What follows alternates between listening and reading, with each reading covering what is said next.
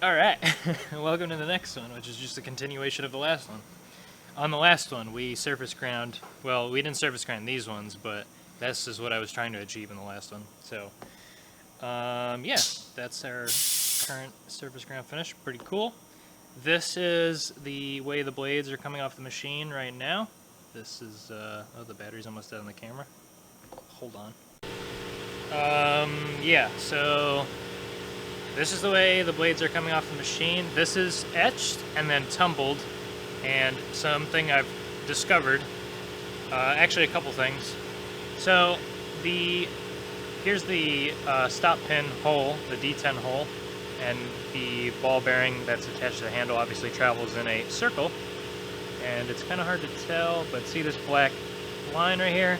It travels along this, path and falls in that hole and locks the blade in place. I've been using stickers on the blade to keep the etchant from actually etching that area, and the circles are actually too big. Like, you can see when you put the handle on, you can actually see where it wasn't etched. So that's the first problem. So I ended up making some plugs for etching and tumbling. I'll show that on a video. And then the etching actually did something really strange. In the lines from the surface grinder, which obviously are within like half a tenth of depth between, or maybe like a tenth of depth in the little peaks and valleys, it actually etched into the valleys and caused these lines, and I can feel them, and it actually really sucks. Actually pretty much ruined this blade. So when you go to tumble it, you can't tumble those valleys out. So then you get this terrible surface finish, which is what we got here. So I made a couple improvements, but as far as like bevels finally lining up, there's that side, and then there's that side. So it all lines up now, and I have a really crisp, consistent edge, which is awesome because it's only 8 thou coming off the machine. And I ordered a wicked edge, which if you're not familiar with sharpening, that's exactly my skill level. The wicked edge is actually like a manual sharpener, and I need the bevels, the micro edge of the sharp edge to actually line up exactly perfect. And it's really, really difficult to do on the belt grinder, I found out. And yeah, I want to take the human error out of making the blades, because getting to this point is like many hours worth of work. Like, just for one blade, you're probably looking at like 12 hours of work. So I want to take the human error portion of sharpening the blades out. And so the wicked edge is going to do that. It's just going to leave like a perfect bevel. And the nice thing about the wicked edge is it takes a very, very minor amount of material, so it's only going to sharpen that bottom edge, which is important because when I was sharpening it on the belt grinder, I'm trying to look for the other blade, but I would come way into the choil too much, and I would basically, the edge would end up being like above the choil, or like it would cut into the choil, and that definitely detracts from the look of the whole blade. So yeah, that's where I'm at. So we're gonna actually go over machining the bevels on these things, which is really cool. And yeah, so let me turn the heat on in here because it's kind of cold. Alright, so first what we need to do is barrel lap the blades. So here is a blade. Here is a 187 pin. So that goes through actually really snugly. But I need them to be 1875 because that's the size I'm making the pivots to. I don't know why I have a 186, but I'm just checking the pins, I guess. 186, 187. So 187 is a little bit tighter on this one. So that's good. What I'm doing is I'm actually pre-drilling with a number 15 drill, and then now I've confused these sizes, so I haven't measured them. I'm pre-drilling with a number 15 drill, which is I think 1800, and then I'm coming in with the reamer and reaming to 1875. So that works okay, but when you heat treat, so I'm actually reaming it annealed, which I found to be much more consistent because I was reaming them hardened, and I was getting like really inconsistent sizes, which is kind of annoying. So reaming it annealed makes it a lot more consistent, and when you heat treat, it's going to close the hole up just like ever so slightly, like a couple tenths. So the cool thing is what I can do is then come in with a barrel lap on a drill and actually barrel lap the pivots to size. So yeah, this is a barrel lap, I think. I'm new to this whole fine finishing world. I'm not sure why it's not focusing. So what you do is, it's an expansion plug basically, with this little thing, you turn it and it expands this brass part. And you put diamond paste on the thing, and the grit actually swirls around and cuts or enlarges your hole. I guess that would be cutting. And this is 800 grit diamond paste, and I literally have no idea what grit to actually use, but that's just what was cheap on Amazon, and that's how we got in the current situation that we're in. So we're going to take our drill and put our little fancy barrel lap thing on here. You might say, well, that's not going to be very concentric anymore, but I'd say, since the hole's already cut with the reamer, which is pre-drilled, I mean, it's as concentric, or it's as parallel, the walls of the hole are as parallel as I'm going to get. So, yeah, if I had a lathe, I would be turning. No, wait. No, I would probably still be doing this. I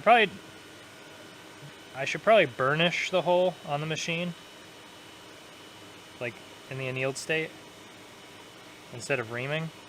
But the burnishing tools are really, really expensive, and I have literally no money.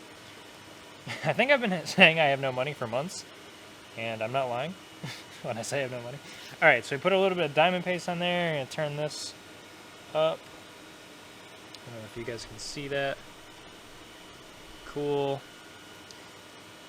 Like I said, I don't really know what I'm doing, so, you know, what can I say? I'm only doing what I think I know. I don't know what I'm talking about. Alright. So get that little guy in there.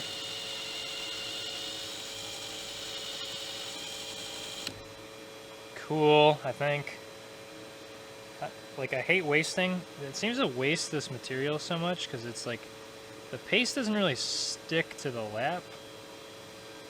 But, like I said, I'm not really sure. But we basically, what we're shooting for is we have our fixturing pins, which are dowel pins, which are within 2/10, 1/875, and the goal is to have the dowel pin fit snugly, which it does. That way we can fixture our blades with a lot of repeatability, if you will. Oops. So that one's good. I think we don't need more paste. We'll just go ahead and do this one.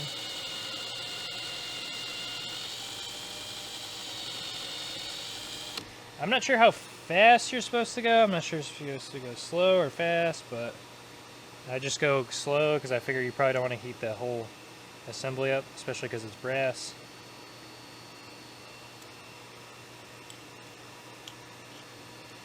Yeah, so there's that one. This is the second one. So yeah, those two are now lapped to the best of my ability. Whoops, I shouldn't put them on top. They're stuck together now. Cool. So put this away. I'll show you guys what our pre-size is from surface grinding. So I had to flip these over like multiple times, so that's why I have these weird inconsistent surfaces on here. And I know you probably really shouldn't do the way we shouldn't have done it the way I did it, but that's just the conclusion I came to. So here's this one, 120 and basically 6/10, and this one's pretty consistent over the whole thing.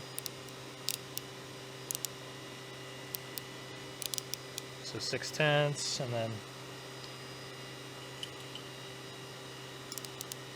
6/10. So this one's actually parallel. The other one, this one, I had, I'm not entirely sure what happened. I'm guessing a piece of dust or something may have gotten under the end here, but if you measure, I overcut this. So this is 195, so 5/10 under 120. And then if you go to the center, it's 120, well, 125, or 120 and 4/10 or whatever. So yeah, this one I had a little bit of issue, but I'm almost certain that probably won't show up on the bevels. I found that if you're out a couple thousandths when you're machining the bevels, you can actually see the mismatch when you flip the blade over, because the bevels, they end kind of like right in the middle. And this is what I'm talking about. If you would focus, so this is see this surface here? Well, if you're off like a thou or two, when you flip it over, you can actually tell that this line is either higher or lower on the blade, and that's extremely frustrating, especially with it being a high-end knife. And I wouldn't expect anybody to accept the bevels not lining up, obviously. Yeah, so that's done. They're ready to go in the machine. I'm just waiting for the hawes to warm up, and then we'll get into it. Alright, I wanted to go over my current fixturing setup for the blades. I figured this might help somebody who's trying to make a knife themselves, because when I was doing research into this, there's not a lot of info on actually, CNC milling knives. So what my current workflow consists of is taking raw material that you buy online, it doesn't matter what steel it is, and cutting it on a bandsaw and then putting it straight on the fixture and going from there. I used to actually put it in the vise, drill holes into it, and then bolt it to the fixture, but I have found that putting the actual blank workpiece, the drop from the saw onto the fixture, is a lot easier, because then you don't have to mess with another vise. So what I mean by that is what I start out with is actually just the square for the blade, and so basically I model it up as the blade fits in this piece of stock. I make the stock the exact size that I measure with some mics coming from the foundry or wherever you're buying it from. So in this case I'm using 20 CV, which is a powdered stainless steel. It's a really nice steel. It's basically M390 equivalent in the US anyways, and it comes to me, I buy it just face milled, not ground or anything, because the blades I'm using are actually, their final width is 120 thousandths. And if you've looked, there's really not many people selling material that is surface ground to that width. So basically, I need to buy material that is bigger and then somehow bring it down to 120. And what I found is, if you just buy the faced material instead of paying the premium for ground material, it's better that way. What I'm saying is, why would you buy ground material that's not to your size? So I buy face 20 CV. Its length, or its width, is 150 thou. So that means we need to take 25 thou off. Now the surface grinder that I have, the little Tormach, does not take material off fast. I found out yesterday, because I tried to take off the full depth and it took 4 hours to get down 25 thou. So that's kind of a consideration. So what I've been doing is, let's unsuppress this. So I take the raw material and I have these 2 dowel pins that locate the raw material against the dowel pins, and then I have a clamp that basically holds the 150 thou material down. What I do is take a adaptive clearing. You could do a facing operation, and I actually clear away material almost like facing, basically, just so when I go to after the heat treat, there's less material to surface grind. So as you can see, material is left under the clamp, and there's material left on the corners. So then what I do is I'll do a trace toolpath, and I'll just come in and clean up the corners that we don't hit. Then what I do is I come in and I bore 2 holes, and after those bores are done, we are done with this first op. For the next op, the clamp is then removed, and the material, the clamp that the clamp had under it is left. We fixture the actual material down with these two bolts. We're leaving our dowel pins in the machine. I highly recommend setting up your setups to match exactly how it's going to be in real life. It just makes your life a lot easier. Then what we do is we actually adaptive clear all the way around our blade, and you can see how this is starting to work. If you add your dowel pins in your adaptive strategy under the model section, so you say model surfaces, and you actually click on your dowel pins, it'll actually avoid those. It won't machine into them. So that's what I've done, and then include setup model. And so you can see it actually leaves. It'll stock to leave and go around them basically. So this works perfectly. Then I come in and I'll actually just contour. I will contour the blade to actual final size, because heat treating it is actually not going to grow it as much as you think it will, like I thought it was. I thought it was growing like a thou, and that's not the case at all. Then I'll actually drill, and then I'll ream like I was talking about earlier. And what we're left with is the blade. The blade, hold on, let's turn off in process. That's F8 if you're wondering.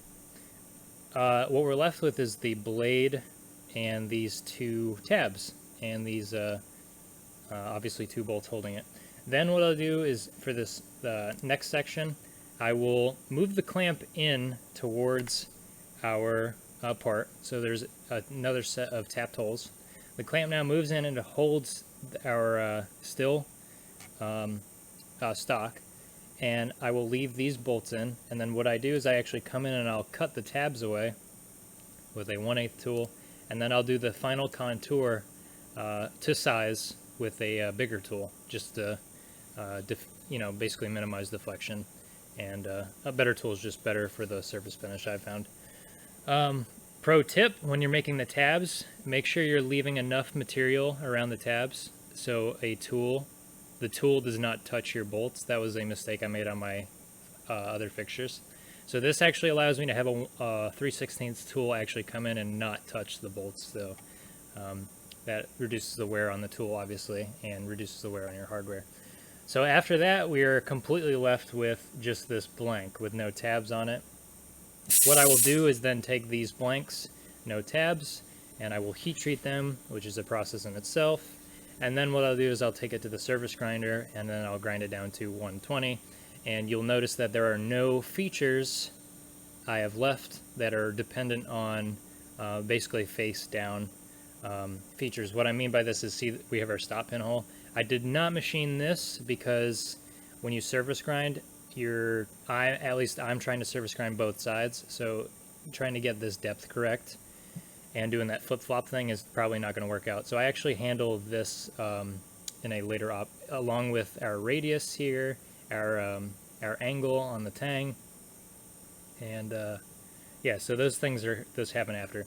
I actually do obviously the through hole, because you can do a through hole no matter what the depth is. So after the heat treat, what we do is we come back to the machine, and what I'm going to do is, there isn't a bolt here, this is incorrect, but let me change that really quick. So after heat treat, what is left is, Fusion just leaves this material if you have the preceding operation checked. So you go under stock and you do from preceding setup and do continuous machining. It'll actually continue showing you stock, which is really cool, unless your model area, unless its location changes. So we're done heat treating. I bring the blade back. I put it back on the fixture. We have our locating dowel pin, and then what I'll do is I add a dowel pin on the back side here. And you'll notice the dowel pins, they're actually under the top surfaces, so they're sized to not be hit no matter what machining. So I have one dowel pin and the other dowel pin. You put the blade down and you push the blade into this dowel pin, and then you clamp it down with this clamp. So you have two contact points. This is the most important one, but obviously, well, they're actually both critical in this application, and you clamp it down. I guess you could do a third one maybe here, but I would probably not put one here, just in case you have some sort of mismatched size. You won't be able to put the pin in. Yeah, so I just do the 2 points. That seems to work really good for me. Now, I have the advantage of a probe system, but you may not. What I've been doing is I actually changed the work coordinate system to be the top of the stock, or the top of our remaining material, which in reality, if you do this correctly, if your work coordinate system starts down here, or if it starts down here, it should be within a couple tenths because you are surface grinding that to 120. So it shouldn't necessarily matter, but the problem with the bevels I have found is they seem to match better if you tell the machine, or you tell Fusion that you're going to start from the top and move into the bevel, and when you flip it over, I'll also offset off that top and basically mill down into the bevel as opposed to up. I just find that the bevels match better that way. So like I said, work coordinate system is the top. I always probe it. That'll just update it to be precisely where the blade is in height, obviously. Just ignore that up. I had the tab before, but I decided I'm not going to do that. So what I'll do is I'll adaptive out our bevel, and remember we're hard milling at this point. Parallel, and the reason you do a parallel is you're creating these stair steps, consistent stair steps, so you're adding a consistent depth. So this is, you can consider this a semi-finish. And then what I'm going to do is, I was doing this steep and shallow, which is basically a parallel, along the, in this case, the y-axis, along the long side of the blade. But I think what I'm going to start doing is, I don't have it in here. I think what I'm going to do is start doing a, in the x-axis, so down. So start the cutter from here and go down in this direction. I'm not sure why it doesn't show it. I might have mixed it up for the other side. So basically, yep, so we'll do our steep and shallow as our final op pass. This way, I took the tab off, so there's no material for the cutter to actually hit as it travels. Then I do a, then I do the detent ball, the actual thing here. Then I do a contour, which is actually the radius end mill. Finally, the ramp. I'm using a ramp and a 1/8 ball end mill to do the angle on the back of the tang. That seems to clean up really nice. I think it's a 1/1000 step down. And finally, what I do is I use inspect geometry in the probing section, and it's a, you have to pay for it, but it works good. And I'm checking with the probe to make sure that the bevel is within a thou of where I think it is. And I have found with hard milling that the bevel usually ends up being a thou oversized, and I think it just has to do with maybe cutter geometry or stock to leave or the heat treat. It's kind of inconsistent all across the board, but I found that it does leave material rather than take more material. After that, this entire side is completely done. What we do is we come over to our removable plate that I have on the back of the fixture. And what I have done for this removable plate is, you can see I have a male version of the bevel actually cut into the plate. This way, when you go and put the blade on here, it's actually supported all the way across the thinnest part of the bevel, and I have found that creates that really consistent sweep. It's really important to do something like this. You have to support a thin edge like this, and I'm cutting to 1/8 thou, which from my research seems to be close to the limits of material not bending when you cut it. So, yep, and I have found also that it is only necessary to do the support in this area and leave the other weird beveled sections alone. What I mean by this is, see, I have this sweep here. I'm no longer supporting this because I have found that trying to match two different sweep geometries is really hard to do. So I'll sweep it with a 10th indicator, and you can tell that this area of the blade is actually in a different location than this. So that's really something to keep in mind. Only support what you need to support, and you can see it ends right before it hits the choil. There's no reason for me to support past here because it thickens almost immediately, and it's not going to bend this much material down. It's really important on this edge, like I said, but just kind of, in this case, less is more as long as you're supporting the full cutting width. I have found over testing many fixtures over the last couple months.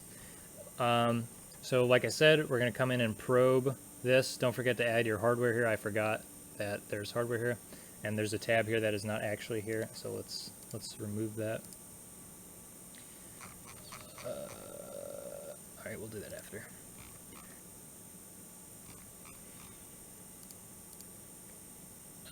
Yep, so like I said, same thing. We'll come in here, we will adaptive clear away, and same thing like on the other one. I have a dowel pin that's here and dowel pin here, and I obviously failed and didn't have it modeled.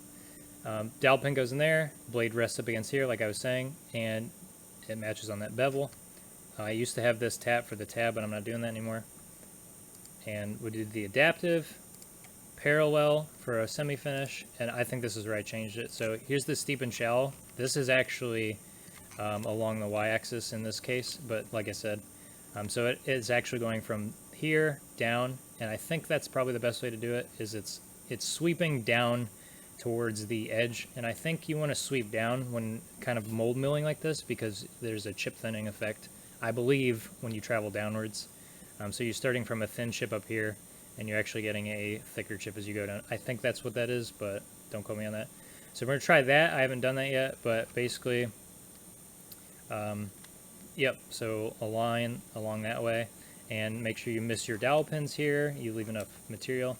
There's only one problem with doing something like this. I'm using a bullnose cutter with a 15 thou radius. So there is this bevel that may not get cut completely, and nobody knows that it's not cut completely because it's still cutting that radius and it still looks good. If you probe it, Fusion may say you're off a couple thou because maybe the radius doesn't come in and cut this perfect sweep down here perfectly, and that is mainly the reason you do not want to include your choil or the sweep here in your male section of your fixture, because if you're using a bullnose, it may not cut, and then your blade will actually ride up on this surface. If you've done this before, you probably know what I'm talking about. Yep, so do that radius, that steep and shallow, then I'll do the radius, finish our radius here. There's no other surface, there's no other features on here that matter. Then after, see, I was messing with the morph toolpath. Morph works kind of cool. It follows the surface, but I don't think that's going to really work too good for what we're trying to do. Then after that, I will etch it, tumble it, and we'll come back, and I'm not showing it, but I'll just move the clamp over here on this side and clamp right here, and I'll actually engrave 20 CV on that sketch right there. And that's basically my current workflow. It's a little over an hour and 15, I think, to do both sides of the blade. It might be more. It's probably an hour and 30. But I just wanted to show you guys because I have a feeling it'll probably help somebody in the future. And if I had seen this video, this would definitely sped up my process. But this is so far what I'm doing. It's not perfect by any means, but it has gotten me the most consistent bevels to date. And I'm pretty happy with it. It is obviously not a very multi-parted fixture, but in the future I think I'll kind of change that. So sweet. Let's get into the physical realm of things and start setting it up. Okay, so in real life, this is what it looks like. We got dowel pin numero uno and then dowel pin 2. So we bump it up against that. Dowel pin 2 is under that sweep I was showing you guys. I don't know if you can tell. Under it. Then we're going to take our clamp. This is just a clamp I machined, made, and now I just save it across a bunch of different folders and use it on a bunch of different files, so it works really good. If you're interested in this clamp design, just shoot me a DM or something, and I will give you the file. Save you some trouble. They work really good. I have it sized for a 1/4-20, but I think I'm going to go down to a 10/24 in the future. So it's a nice 3-axis 2-op clamp. So there's no weird sweeps or anything on it. It's really easy to make. So we got that set up like that. That is our setup, and because I'm not paying attention, I moved it by accident. So let me fix that. Obviously, when you do this, you want to make sure your stuff's being held against the that dowel pin I just told you was crucially important. So push your finger, push your part against it, and then tighten. All right. Cool. So you don't need to go crazy. You're just trying to keep the your part from moving. So yeah, we're located on 2 parts. Should be dead nuts. We don't need that clamp. We don't need the tab in the front. That's only for parting it off. I have found tabs are annoying. So now what we're going to do is we're going to come in and probe this top surface. That's just telling the machine where our dead nuts surface ground finish is, and it'll start adaptive clearing and doing our toolpath. So let's see how that goes.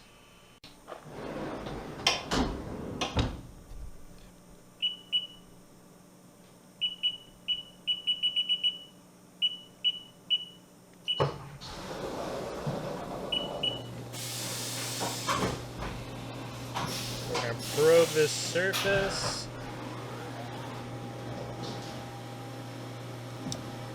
And it's G59 is what I'm using, so we'll look here in our offset page, 59 minus 22, 9/6. So it should be pretty close, should be within a couple tenths, and if it's not, you know you have an issue.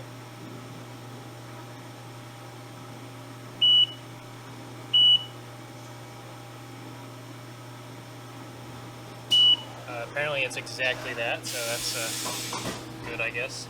So now we're going to come in, and we're going to do an adaptive, and since we're hard milling, I'm using an Alton tool, really short gauge length, really short tool, stub length, that 15th radius, and we're using air as our coolant. And that allows the Alton coating to actually activate at high temps, blah blah blah blah blah. So we're going to come over close to the part. I'm just going to slow it down and stop it and then make sure we're good to go, and then I'll let it do its thing.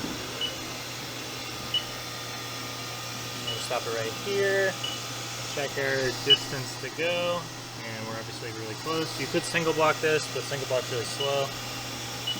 And there we go.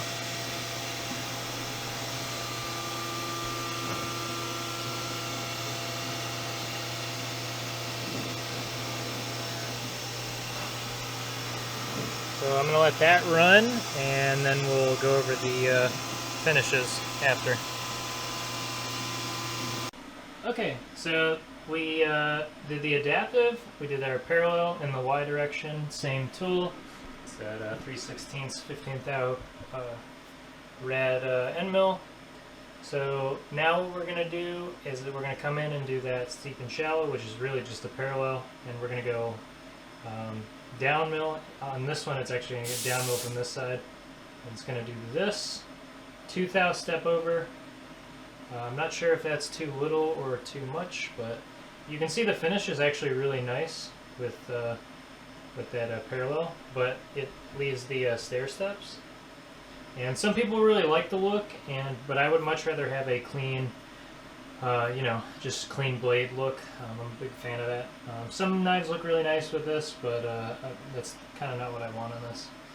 So we're going to give that a shot. I was messing with the smoothing tolerances and the tolerances and everything, and there's a lot of kind of a tip when if you're designing your own knife infusion, or really any CAD software, is use as little splines as you can when you're free modeling shapes and things. The splines tend to cause the controller to create a lot of points, and when you turn on smoothing, there's still a lot of points, and I'm talking about toolpath points. The cutter wants to follow, based on your tolerance, the surface, obviously, and if you have a spline as opposed to an arc, and I'm talking about like the things you're sketching, the arc is going to be much smoother than your splines. And so this top surface was a lofted geometry, but it was created with splines. And the thing is, if you look at the toolpath, there's a lot of points just in this little area to cut this surface, as opposed to the bevel, which should be a nice straight cut down to the edge and swept across. So that's just something to keep in mind. I always get some sort of weird geometry or surface finish right here, because that is the start of the curve up to this point here, and that curve, I want to say, was created with splines. Yeah, well, I mean, even if you have arcs, because the Z height changes, but that's just something to keep in mind. Is the less complicated the geometry, the easier time your machine's going to have. Now, if I had a really high-end 3-axis, the surface finish wouldn't change as bad. But yeah, so that's just something to keep in mind. So we're going to run this steep and shallow, and we'll see what kind of finish we get. Alright, here goes. We're going to try 2 thou, step over, and 45 inches per minute. And yeah, it's a little faster than I usually do it, but I don't know, experimenting.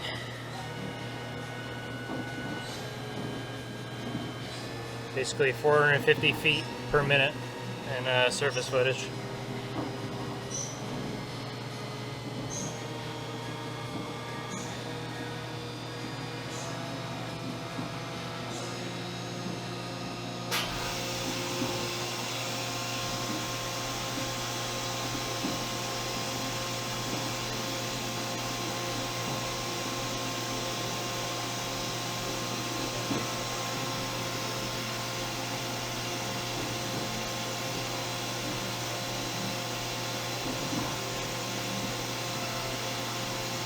Oh, it's very quiet.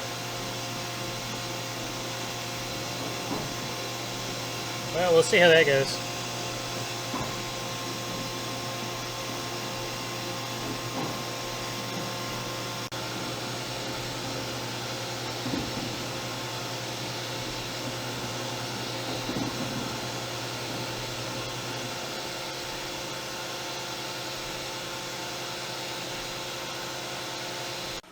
Right, let's check what we got. First impressions, not too bad, not too bad.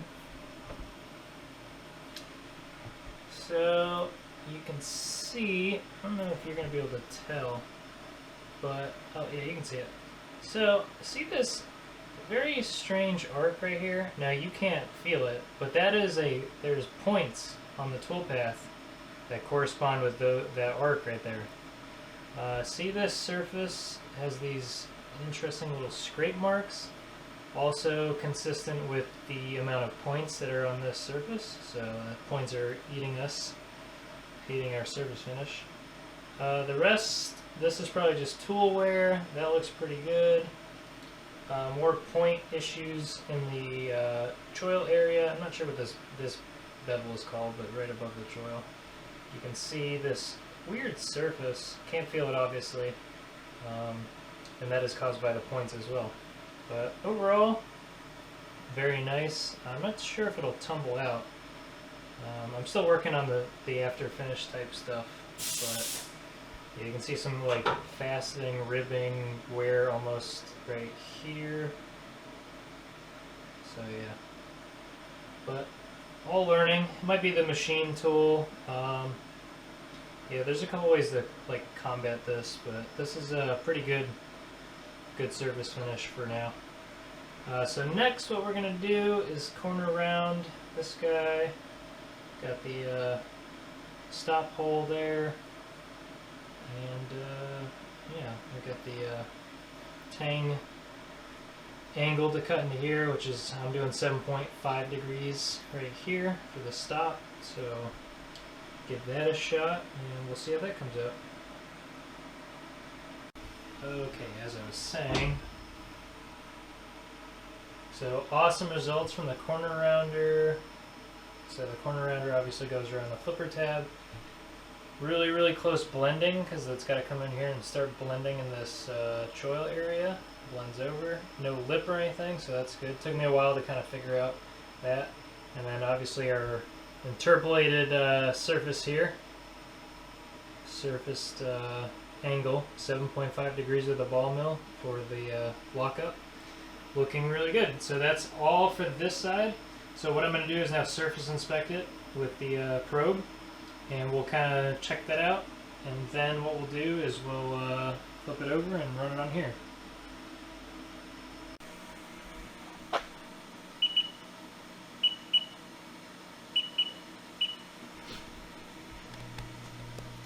Alright, so we're doing an inspection with the probe, inspect geometry. Spoiler alert, I've already done this like 4 times, and it's not perfect, but I think I have an explanation why.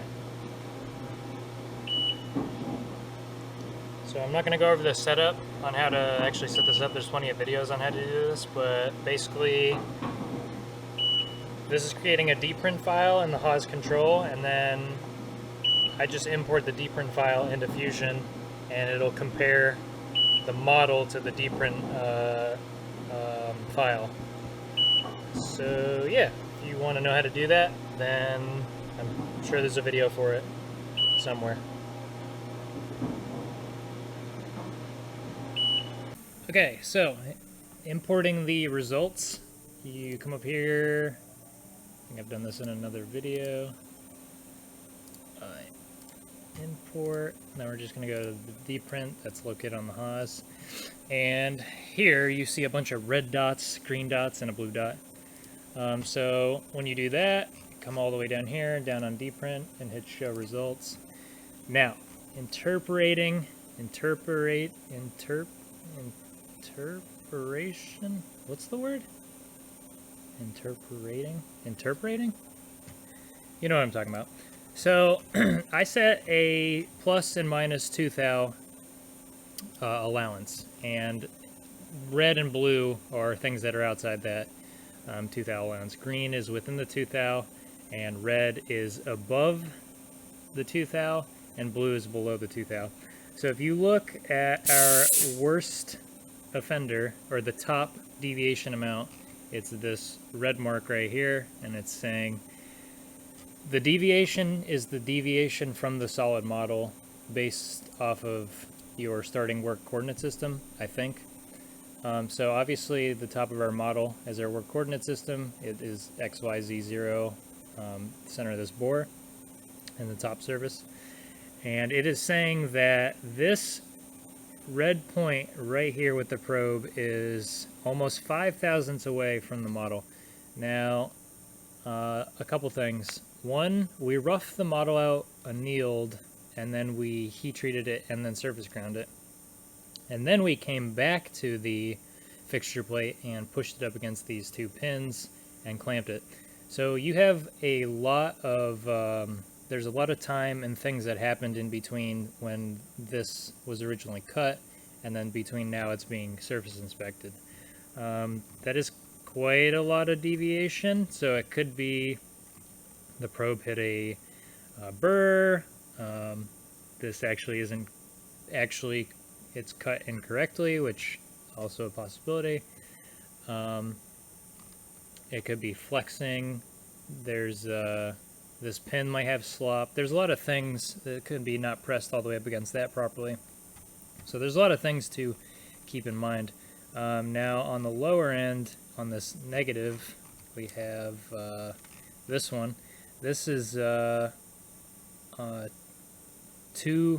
thou below our tolerance, or our set amount.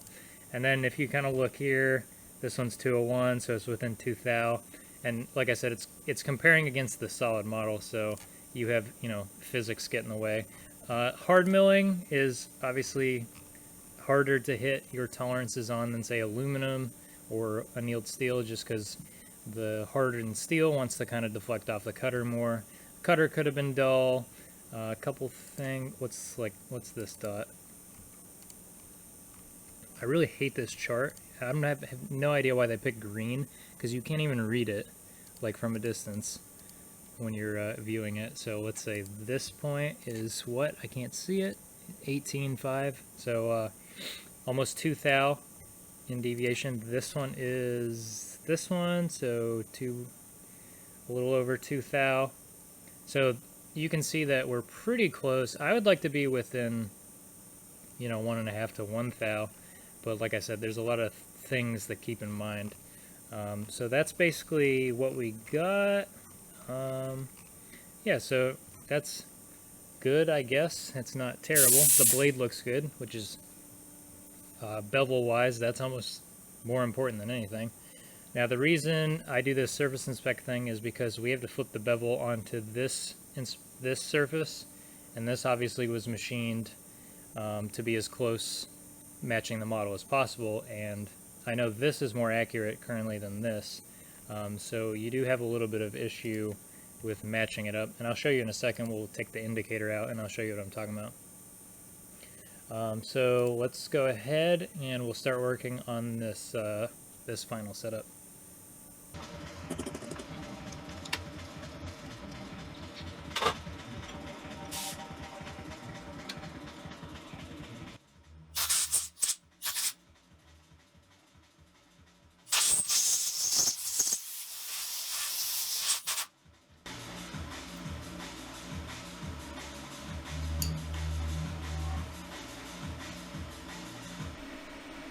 This is some high-level filming I'm doing right now. Okay. I think I'm going to get the indicator so you guys can see. I mean, this makes it a lot less accurate, I think. You're kind of supposed to indicate more parallel, but for viewing purposes, we'll do it like this. So I'm just demonstrating how a little bit of movement kind of throws the whole thing off on the fixture.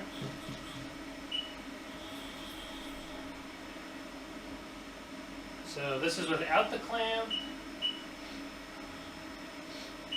and we're starting near the dowel pin or near the pivot.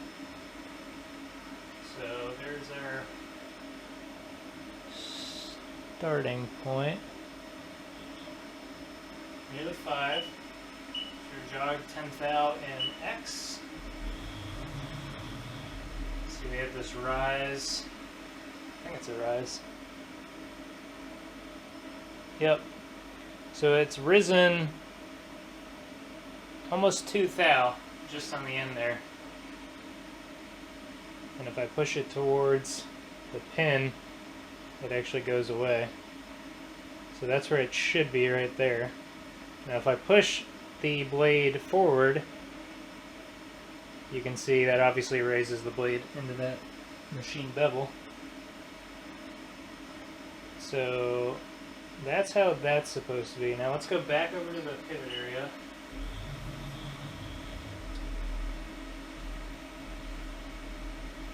And where we started. We'll go forward. Forward is a whole thou. That's pretty wild. There must be something under the blade. So if I push on this, you can see where the clamp would be. It might get us close. Then if we come back, it lowers away. So yeah. Okay, let's try it with the clamp on there and see what kind of differences we get. So make sure this is pushed up as hard as, or as close as you can get it. I'm not sure if it's focused.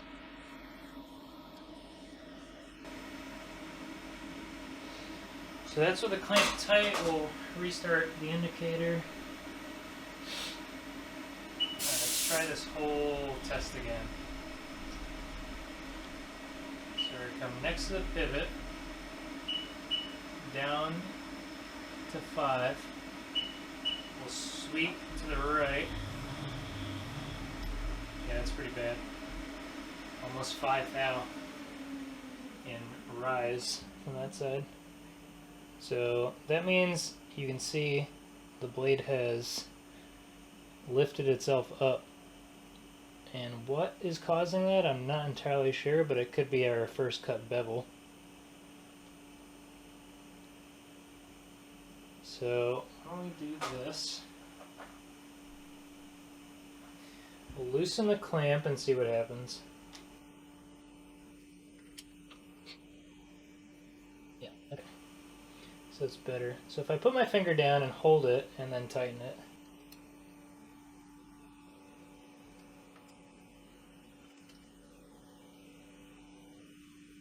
Yeah, so obviously we have a lot of rise there. I'm not really sure why that would be, but it could be the surface hitting this pin.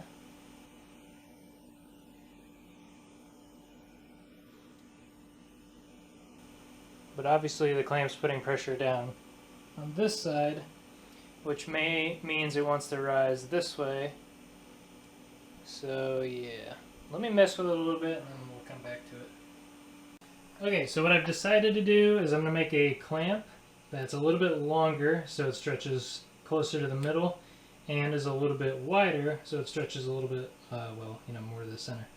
We'll try that, and if that doesn't work, then what I'm going to do is take one thou radially and actually out of the actual, our little, you know, negative here, or positive, and see if that fixes it. And yeah, so let's do that.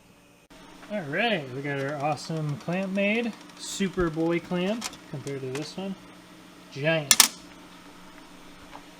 Kind of messed one up. I flipped it the wrong way on the op too. So yeah, good times. Junk! So you notice it's got extra holes. Well, I don't have to use all those, but I moved the bolt inward towards the center, so it should give us more center clamping force. So I'm going to set it up and see if it's any better.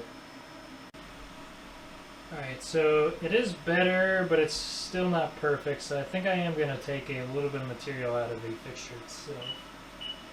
So here you go. So it's better than it was, but it still rides up, as you can see. So I think if I take just one thou out of the actual lipped part, it might give us what we're looking for, hopefully. Alright, results much better. So let's see. We got the tip here, sweep across.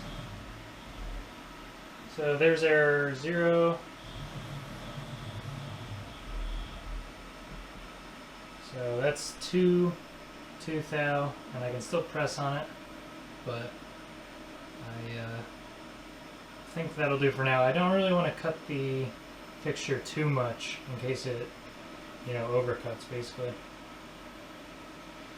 So yeah, time to cut the rest of it. Oh boy, check it out. I just put a fingerprint on it, that's why. Damn, son.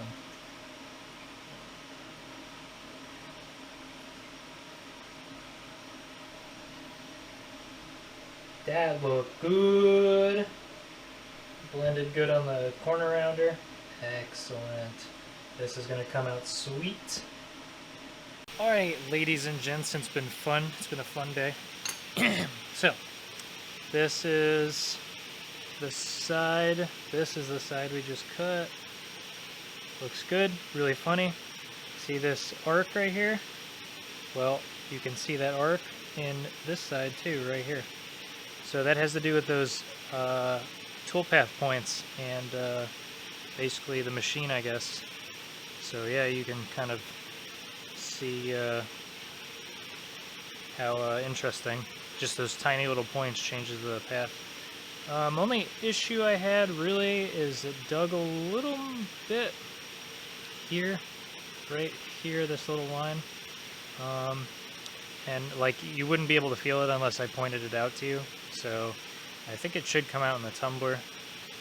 The radius lined up pretty good, as you can tell. Cut a little more, but there's no lip or anything, so you're not going to be able to tell, which is awesome, so it'll tumble out. The angle came out really nice. That's what it looks like. That guy right here, of course. That guy. Perfectly matches, which is awesome. So you can tell, you can kind of look at the hole, and the bevel is a slightly middle or above. Same on this side. So yeah, this is really awesome. And if you just compare it to the one that I had before, etched of course, this one is definitely not anywhere near as good, and the angle's off on this one. So big improvements, big improvements. I'm very, very close. Yeah, so if you like this kind of stuff, consider subscribing if you want to see my beautiful face some more. But seriously, I'm gonna obviously continue to keep uploading when I feel like it, based on my upload schedule. And yeah, um, so I don't know what I'm gonna do for the next video, but whatever comes to mind, I guess. And catch you on the next one.